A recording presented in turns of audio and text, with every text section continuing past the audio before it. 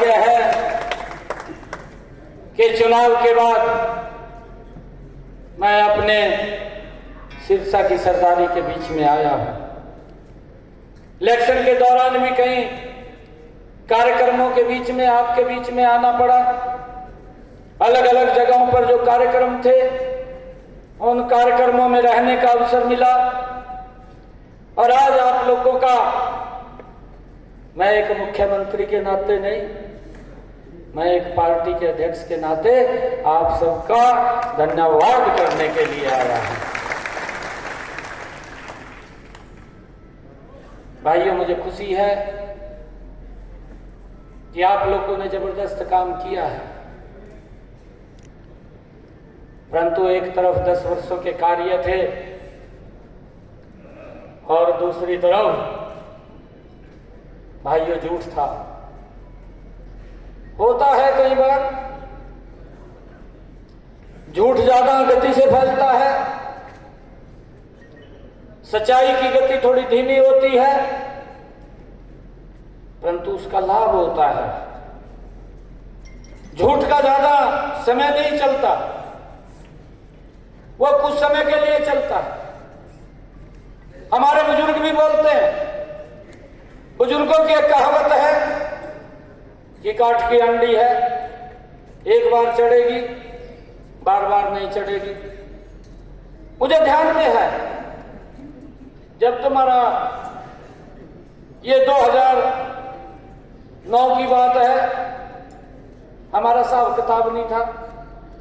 मैं भी जब गांव के अंदर वोट लेने के लिए जाता था तो गांव के लोग मुझे बोलते थे, कहा भाई छोरा तो ठीक है, बात तो ठीक कह रहा, पर पार्टी का हिसाब किताब नहीं है। मैं उनको बोलता था, मगर अगर आप मेरे साथ खड़े होगे तो पार्टी का हिसाब किताब बन जाएगा, अगर खड़े नहीं हुए तो कहां से बढ़ेगा, फिर हिसाब किताब नहीं बढ़ेगा। भाइयों, 2009 की मैं बात कर रहा हूं। उस समय के अंदर 2 और दल थे, आमने सामने थे, परंतु 2009 की बात है, प्रदेश के अंदर क्या हालात थे उस बात को आप देखिए, थोड़ा ध्यान करिए। ये 2014 से पहले की बात कर रहा हूं मैं। आप सब सीनियर कार्यकर्ता बैठे हैं यहां पर, आपके बीच में इस बात को मैं रख रहा हूं। हमने उस बात को ध्यान करना चाहिए कि 2014 से पहले कांग्रेस की सरकार थी, हरियाणा प्रदेश में भी कांग्रेस की सरकार थी और दिल्ली में भी कांग्रेस की सरकार थी, दोनों जगह कांग्रेस की सरकार थी। हर एक गैस का सिलेंडर लेने के लिए इतनी भयानक गर्मी में 3 दल लाइन में खड़ा रहना पड़ता था। खड़ा रहना पड़ता था, नहीं रहना पड़ता था। मैं ठीक बोल रहा हूं, ठीक बोल रहा हूं ना मैं? और भाइयों, ब्लैक के अंदर 2000 रुपये में जहां मर्जी तो ले लो, मिल जाता नहीं मिल जाता? ध्यान में है ना बातें? अरे भी झूठ बोल दिया राहुल गांधी ने भी, ये उसके बाद बोलने में तो कुछ था नहीं। भाइयों, जब 3 दिन के अंदर गैस का सिलेंडर देता था और जो हालात थे, और जो ये बोलते थे कि हम 24 घंटे बिजली देंगे, आप हमें वोट दो, बोलते थे नहीं बोलते थे? कांग्रेस ने मैनिफेस्टो में लिख दिया कि हमारी सरकार बनेगी 24 घंटे बिजली देंगे, परंतु एग्रीकल्चर को तो मात्र 3-4 घंटे मिलती थी और डोमेस्टिक के लिए, घरों के लिए मात्र 5-6 घंटे मिलती थी। इस बात को आप परिचित हैं। मुझे ध्यान में है कि जब इस प्रकार की गर्मी होती थी, मैं अपने गांव के अंदर मैं रहता था, आज भी गांव में रहता हूं। दोपहर के समय जब बिजली नहीं होती थी, मंजा ठाका पेड़ देखते थे भी कौन से पेड़ के तला दोबारा कटागा। ये हालात थे और ये बोलते हैं कि हम ये करेंगे, हम वो करेंगे, और आज इनको जब बोलने के लिए कुछ नहीं मिला तो भाइयों, इन्होंने उस पवित्र संविधान की बुक को उठा लिया जिस बुक का अपमान लगातार कांग्रेस की पीढ़ियां करती रही है। ये पीढ़ियां करती रही है। इस बात का हमें ध्यान करना चाहिए। मैं सभी कार्यकर्ताओं से एक बात कहना चाहता हूं कि इस बात का प्रचार भी हमें घर घर जाकर के करना पड़ेगा। हमारे सामने चैलेंज दिया है, यह कांग्रेस पार्टी ने चैलेंज दिया है, क्यों झूठ कर न फैला सके। अब हमने जिस गति से काम किया है उससे 6 गुना ताकत से अब हमें काम करने की जरूरत है। मैं ये आप लोगों के बीच में कहने के लिए आया हूं। जिन लोगों ने उस पवित्र संविधान की बुक को उठा करके लोगों के बीच में यह कहा कि नरेंद्र मोदी आएगा, संविधान को समाप्त कर देगा, आरक्षण को समाप्त कर देगा, मैं उन लोगों को कहना चाहता हूं कि जब तो भारत रत्न डॉक्टर भीमराव अंबेडकर जी उस संसद के सदन के माननीय सदस्य थे, जब इन्होंने सबसे पहले इस संविधान का अपमान करने का काम किया, इन्होंने सबसे पहले जो संविधान का अपमान किया, इन्होंने क्या अपमान किया? जवाहरलाल नेहरू देश के प्रधानमंत्री थे। जवाहरलाल नेहरू ने सबसे पहले जिसका विरोध खड़े होकर के डॉक्टर भीमराव अंबेडकर जी ने किया कि आप ये गलत कर रहे हैं, इस संविधान की मूल भावना के साथ आप खिलवाड़ नहीं कर सकते। परंतु जवाहरलाल नेहरू ने सबसे पहले धारा 370 को जो विरोध किया गया उसको संविधान के अंदर स्थान दिया गया। ये सबसे पहले पाप अगर किसी ने किया, यह कांग्रेस पार्टी ने किया। यह उसकी मूल भावना के साथ खिलवाड़ करने का काम ये कांग्रेस के नेताओं ने किया। और दूसरा जो काम किया है, यह हमें जान लेना चाहिए कि कांग्रेस ने क्या क्या काम किए हैं। कांग्रेस ने दूसरा काम किया, हमारे बहुत सीनियर लीडर मंच के ऊपर बैठे हैं, नीचे भी बड़े सीनियर लीडर बैठे हैं जो उस इमरजेंसी के काल का ग्रास बने हैं, जिनको धक्के से पकड़ करके जेल में ठूस दिया गया था। एक माननीय कोर्ट ने फैसला दिया, प्रधानमंत्री के उन्होंने जो छल से कप से उस सीट को जीता और जीत करके कोर्ट ने फैसला दिया और इंदिरा गांधी ने देश को इमरजेंसी के अंदर डाल दिया और एक 39 धारा बनाई। 39 धारा जो संविधान के अंदर शामिल की गई, और वो 39 धारा क्या थी? वो इस पवित्र संविधान की मूल भावना के साथ इन्होंने छेड़छाड़ की है, उसको सम्मिलित किया। उस धारा के अंदर क्या था? आज भी लिखा हुआ है कि अगर कोई प्रधानमंत्री बेईमानी से बन जाए, अगर कोई प्रधानमंत्री भ्रष्टाचार करके बन जाए, अगर कोई प्रधानमंत्री सरकारी मशीनरी का दुरुपयोग करके बन जाए, अगर कोई प्रधानमंत्री कोई क्राइम करके बन जाए, अगर कोई प्रधानमंत्री किसी का शोषण करके बन जाए, तो संविधान उसको मान्यता देगा। ये धारा 39 के अंदर ये इंदिरा गांधी ने ही शामिल किया था। इस बात को भी हमने समझना है। इस पवित्र संविधान की मूल भावना के साथ खिलवाड़ करने का काम ये कांग्रेस के लोग करते रहे हैं। और तीसरी पीढ़ी के अंदर ये हम सबको मालूम है, अरे इनकी कैबिनेट के अंदर कांग्रेस की सरकार, कांग्रेस की कैबिनेट के अंदर उनके प्रधानमंत्री ने एक फैसला ले लिया, एक बिल पास कर दिया।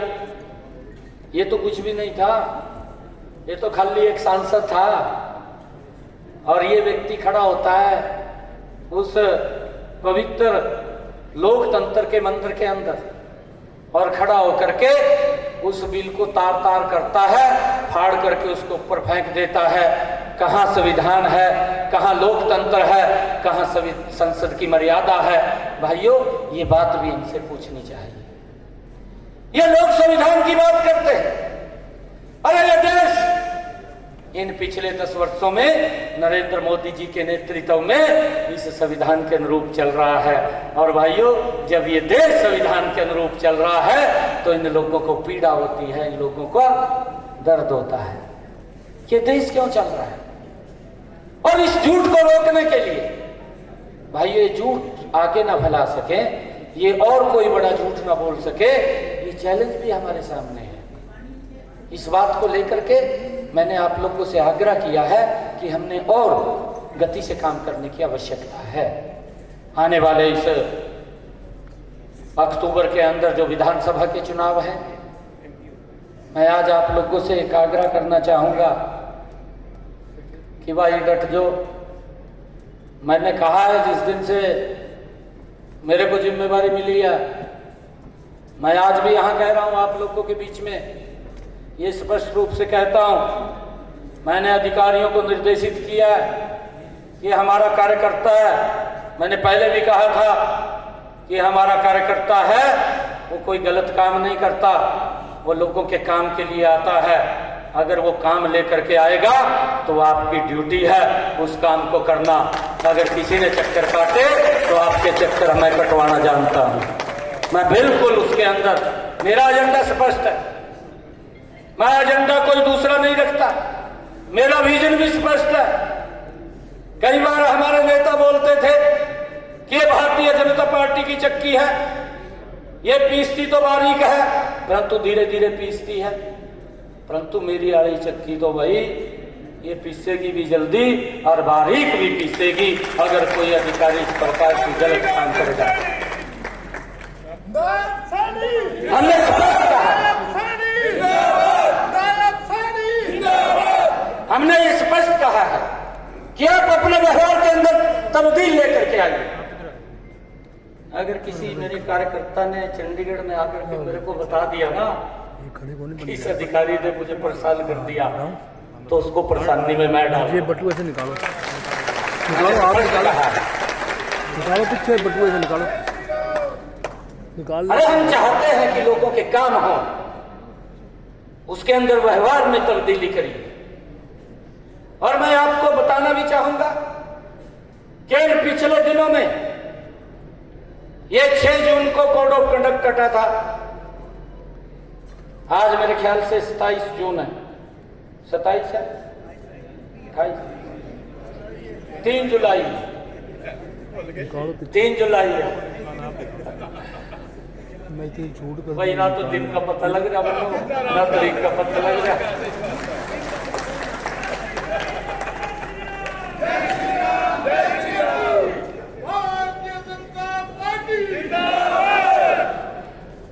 मेरे को तो अगले दिन ये दिखा भी नहीं, 1 बज रहा, 2 बज रहा, हर सवेरे 5 बजे फिर खड़े हो जा। ना तो तारीख का पता लगा ना दिन का पता लगा कौन सा दिन है।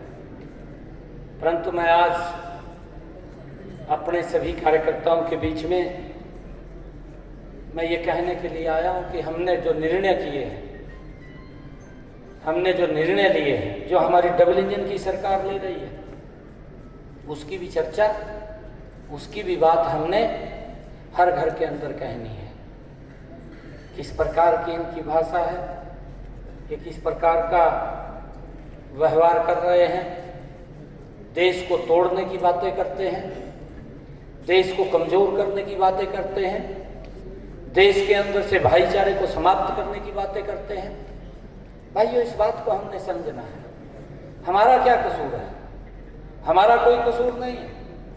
अरे तीसरी बार भी किस प्रकार का वातावरण खड़ा किया आपके सामने है। मैं तो बधाई देना चाहूंगा आप सब कार्यकर्ताओं को। ये इतिहास में भाइयों ये पहली बार हुआ है कि नरेंद्र मोदी जी बिना आउट हुए बहुत बड़े मैंडेट के साथ तीसरी बार इस प्रधान सेवक के रूप में शपथ लिया। और अगर हम दूसरी तरफ देखें, तमाम घमंडिया गठबंधन इकट्ठा हो गया। अरे कांग्रेस अभी भी तीसरी बार में भी, तीसरी बार नरेंद्र मोदी जी ने शपथ लिया है और तीसरी बार के अंदर भी कांग्रेस पार्टी 3 डिजिट क्रॉस नहीं कर पाई, 3 डिजिट क्रॉस नहीं कर पाई, ये उनके कर्मों का परिणाम है। जब लोगों ने उनको वोट ही नहीं दिया तो भाई फिर कौन उनको मुंह लगाएगा। और आज बड़े भूपेंद्र हुड्डा भी इस तरह कहता फिर रहा, बटन खोल कर जनो कल ही शब्द ले लूंगा मैं, तैयारी करो बैठा भी कर ले लूंगा सब। मैं देख ले भाई सपना तक सपना देख रहा, अपने कार्यकाल के बारे में नहीं देख रहा कि मैंने क्या किया है क्या नहीं किया। अरे एक बच्चे को अगर नौकरी लगनी होती थी टैची भर करके जाती थी, इतना भ्रष्टाचार था। एक बच्चे को अगर नौकरी लगनी होती थी पूरे गांव को चंडीगढ़ जाना पड़ता था। पता नहीं लगा थी नहीं लगा थी, उसका जिसका बच्चा हुआ था उसका तो नाश मारा जाता और अगर आमते घर बैठ जाता और दिक्कत खड़ी हो जाती।